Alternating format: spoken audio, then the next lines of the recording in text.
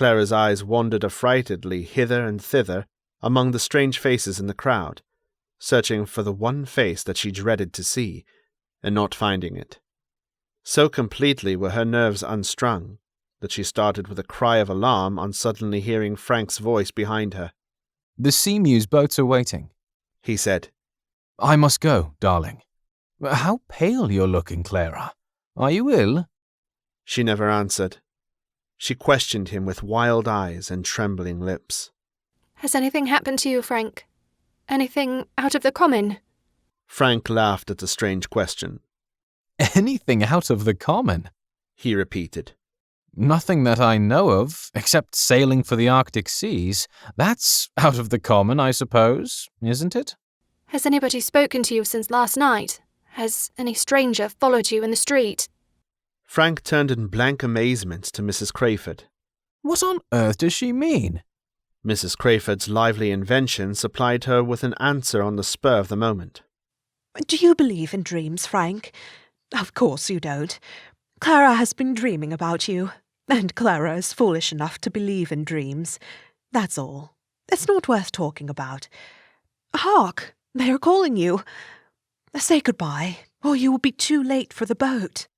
Frank took Clara's hand.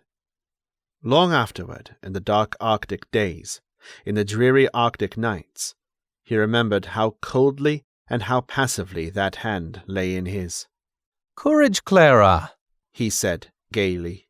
"A sailor's sweetheart must accustom herself to partings. The time will soon pass. Goodbye, my darling. Goodbye, my wife." He kissed the cold hand. He looked his last, for many a long year perhaps, at the pale and beautiful face. How she loves me, he thought. How the parting distresses her. He still held her hand. He would have lingered longer if Mrs. Crayford had not wisely waived all ceremony and pushed him away. The two ladies followed him at a safe distance through the crowd, and saw him step into the boat. The oars struck the water. Frank waved his cap to Clara. In a moment more, a vessel at anchor hid the boat from view. They had seen the last of him, on his way to the frozen deep.